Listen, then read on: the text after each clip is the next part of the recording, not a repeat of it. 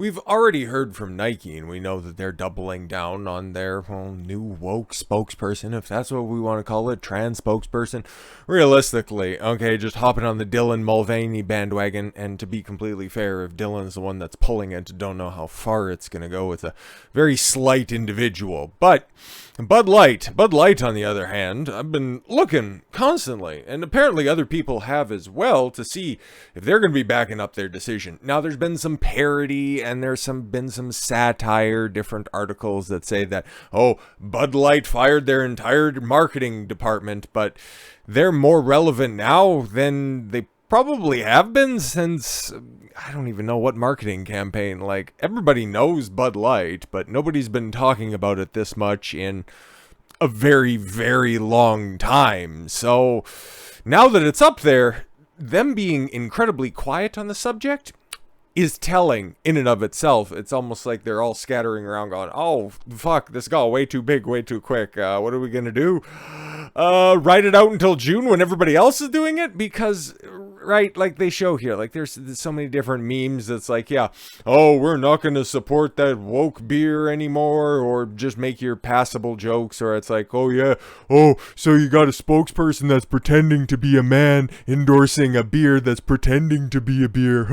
It's like, take a look at all of your alternatives, man. Big companies follow big trends. You gotta pick your poison, man, and especially when it comes to beer. Hey, or you could just be like me and boycott the entire industry and don't drink and live a much more productive life, which I got a little bit of an announcement at the end of the video right here. It's kind of a surprise, and it's going to sound like it comes completely out of left. Don't worry, it's nothing gay or anything like that. It's just, it doesn't sound like anything that I would normally be doing, but if you want to know about that, it'll be at the end of the video. You can skip ahead, I guess, but hey, this is going to be a fun topic here, so let's take a look. Beer Giant has not posted on social media for more than a week amid Dylan Mulvaney partnership that sparked furious backlash. Well, it sparked a lot of backlash, or just some really hack jokes, so whatever, man. A week after causing controversy with their sponsorship deal with transgender activist Dylan Mulvaney, which, what was this dude doing prior to putting on women's clothing and allegedly taking estrogen? Because it's interesting, because there were two different topics that I was going to do today, and I decided against one of them. There was, that Mr. Beast employee, and if you guys want something specific on that, just let me know. I can do a video on that, but I kind of shied away from it, mostly because that's somebody who's going through some shit right now and is really lashing out in probably the worst way possible. It's a case of somebody who is terminally online, just getting all of their talking points from being online and acting them out in very deleterious ways. So if you want more insight on that, I can talk about that later, but I wanted to steer away from that because that's always my big fear whenever it comes to, being somebody who creates content online, being somebody who is terminally online, hence why be doing something completely different, and I'll let you know about that here in a second. Anyways, the Beer Giants' last tweet came on April Fool's Day. Interesting. When they posted "Beers on us, must be game time" for a chance to, just regular marketing fucking jargon. While they have gone a few days without tweeting in the past, the Bud Light account is fairly typically active, as are other regular social channels. And I'm pretty sure that they've been completely silent across all of them, because I've seen some other stuff that was out there. It's like, yeah, we realized that we kind of fucked up, so let's just move right along. On April 2nd, the next day, Mulvaney posted the video across her, you're going to delve into that mental case? All right, then. Social media channels announcing the deal and promoting a contest that gave drinkers a chance to win $15,000 and a nice swim with Dylan. There's plenty of room in that bathtub. The Instagram video currently has 11,000 comments, many of them unhappy with the promotion. Yeah, and it's just really tactless way of saying, that's a dude, that's a dude. If you're going to go to all the trouble of being outraged and to leave a comment on something, At least make it funny or something like that. And it's like, I didn't realize that your terrible beer required a stir stick. It's a slight guy. It's a slight individual. I just came up with that off the top of my head, and Christ almighty, I wouldn't even bother putting that as a comment. I would just look at that and go, ugh, just another good reason not to drink, okay? Normally, you'd roll over in the morning next to somebody, oh, that looks like that if you were drinking too many Bud Light, but now you get to see that on the lead up to going to purchase Bud Light. Oh well. Given the partnership with Mulvaney was unveiled during March Madness, heavy emphasis, that madness disclaimer is doing, or I'm sorry, that madness suffix, is the proper, is doing all the heavy lifting on that. A lot of mental illness at play. The annual NCAA basketball tournament, it's notable that the Brewer did not tweet at all during the University of Connecticut's victory over San Diego State.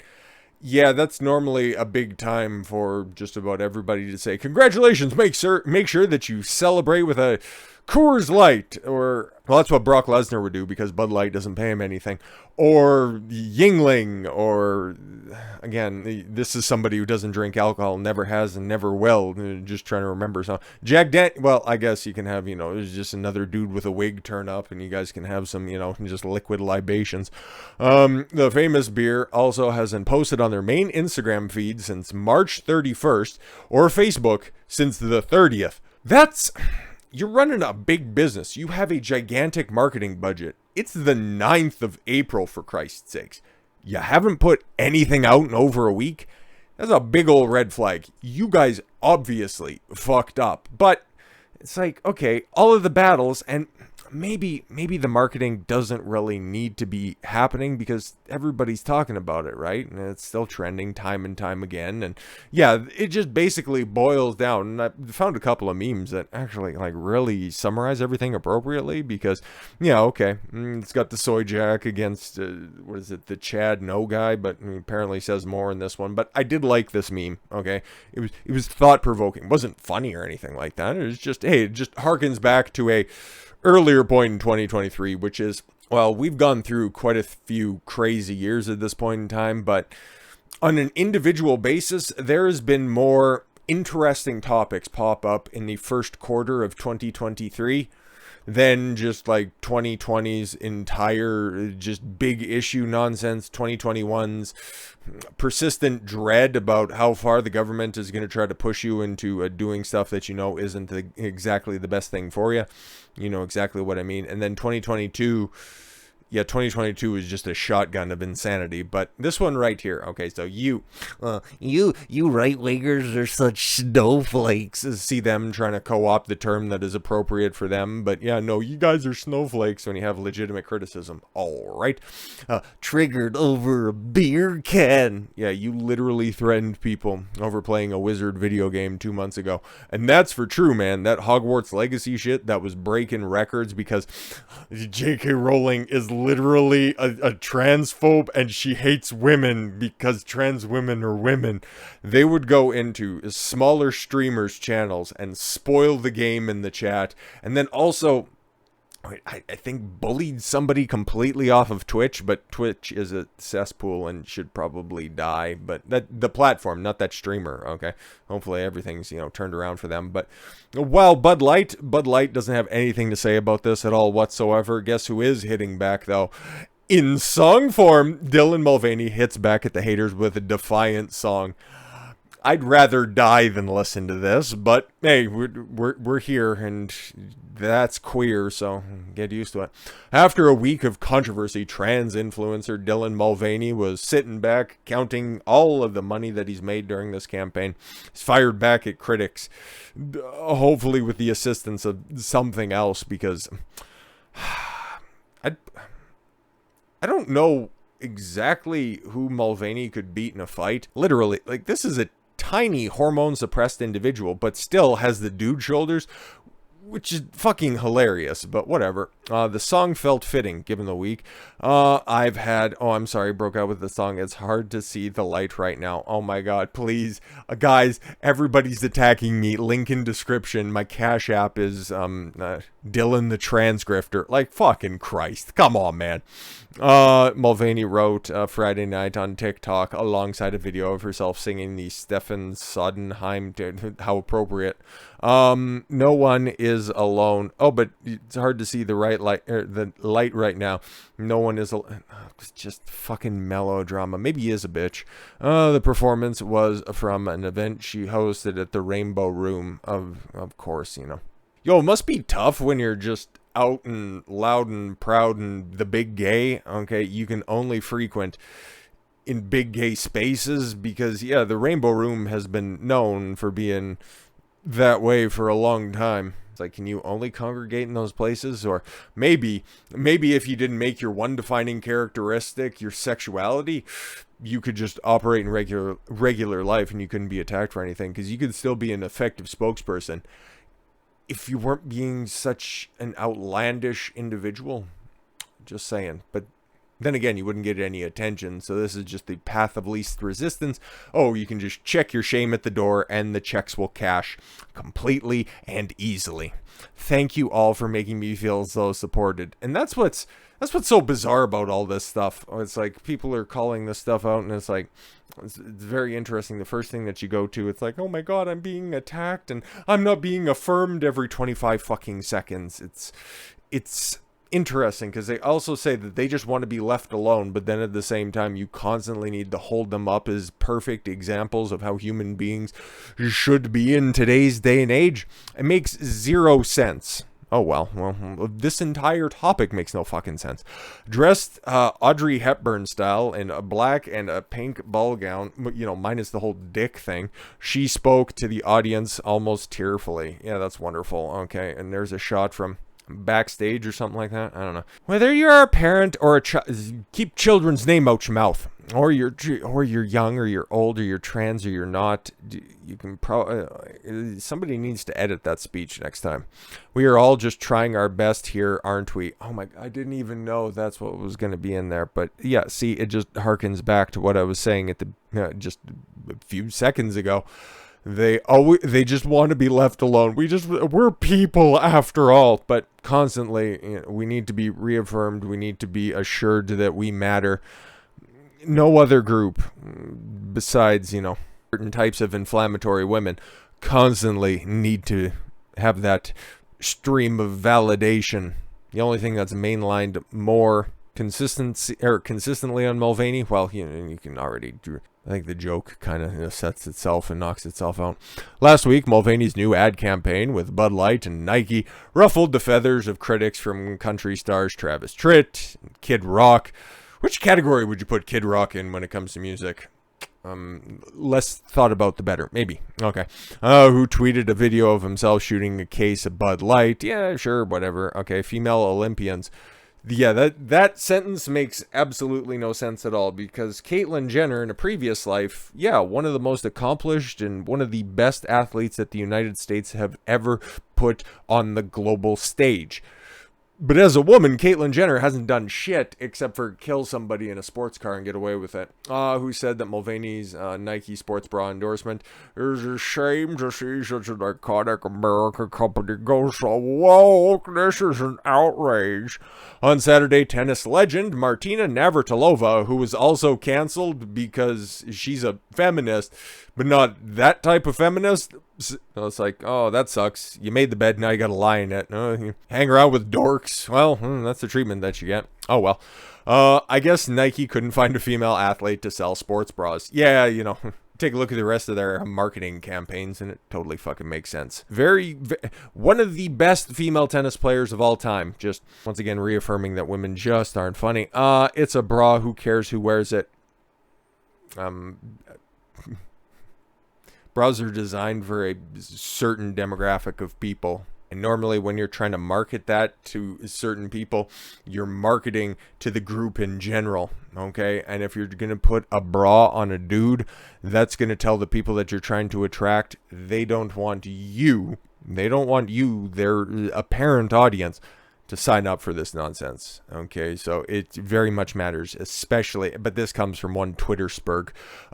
Who cares who wears it? I don't care what anybody else wears, nor should you. Yeah, but that's the thing though, okay? You're living in a realm of should, could, and would. You're just enforcing your own values and morals and whatever other flowery language. You're living in a world of shoulds and coulds. Who cares? You shouldn't care because I don't care. That makes a whole fuck of a lot of sense. With so much else going on in this world, a bloody sports bra shouldn't matter. Yeah, that's the exact sort of idea that the boomers have when it comes to, oh, conservatives shouldn't just muddy themselves with stupid media that's out there. Who cares what's going on with the kids' TV shows, with the movies that they watch, or the ad campaigns? Oh, look at what happens. You decided to close that door, and then, well, now you got dudes selling women's undergarments. Fan-fucking-tastic. That normally used to be confined specifically to one night a week at the gentleman's club, and the less you say about that, the better. Who wears it is one thing. Getting paid for the exclusion of females who actually need one is another. It's a fair point. Fair point by Navratilova. 15 love. Navratilova. Another poster asked why anyone had to even wear a bra. Does go to horny jail, my guy. Okay, but the tennis star had an answer to that already.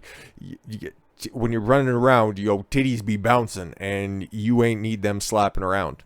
It's pretty self-explanatory, right? I can't believe that we're already down. We're supposed to be at these high-level concepts where people are people, love is love. It doesn't matter, we're all equal, right? Apparently. Until you have to reconcile with the fact that, oh shit, actually there's big differences between the sexes, and they just can't rationalize that. Because actual female athletes need one to stop bouncing around, which actually hurts. Yeah, exactly. Like, I know sometimes if I go for a very taxing run in the summer heat, like, my lower back hurts, and because things are just bouncing around if I'm not wearing the appropriate support. Anyways, pretty simple, really. I hate wearing a bra, but always have to wear one for sports.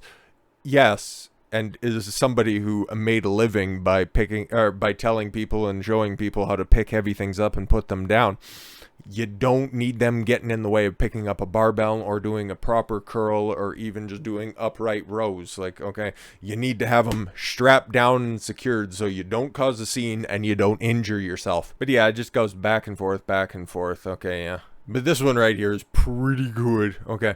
Then another poster scolded Navratilova, a pioneering gay activist. Yeah, she's like a legitimate lesbian, like the flannel and the pickup trucks lesbian. She's in for she's in for a penny, in for a pound. Okay. No pounds in that situation, just a lot of scissoring. It's called inclusion, Martina. I'm stunned at you.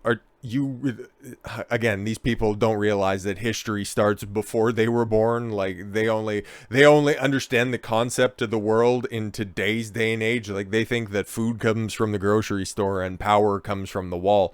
They're absolutely retarded. They have no idea who they're speaking to. Sure, next Dylan will be promoting tampons, which I think we all know exactly. Okay, like, Martina knows. Always.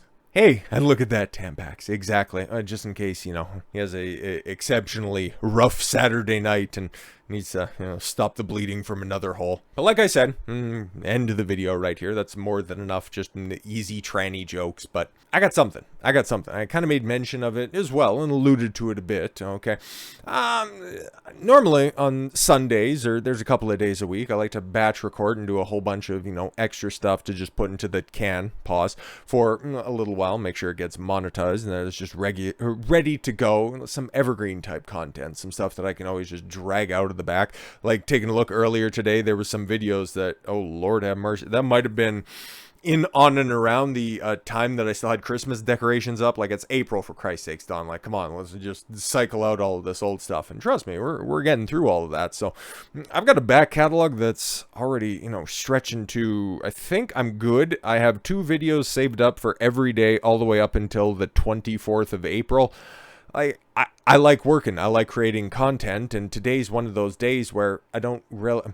If I did any more additional content on top of this, it would just end up, backlogging some stuff, and then I'd just end up with some out-of-date stuff. And there's a bunch of things that are developing in the news right now where I want to stay on top of it, but then at the same time, always just harken back to some good, thoughtful topics. So instead of just, taking the evening off and not doing anything. And it's like, I don't really want to do that. Okay.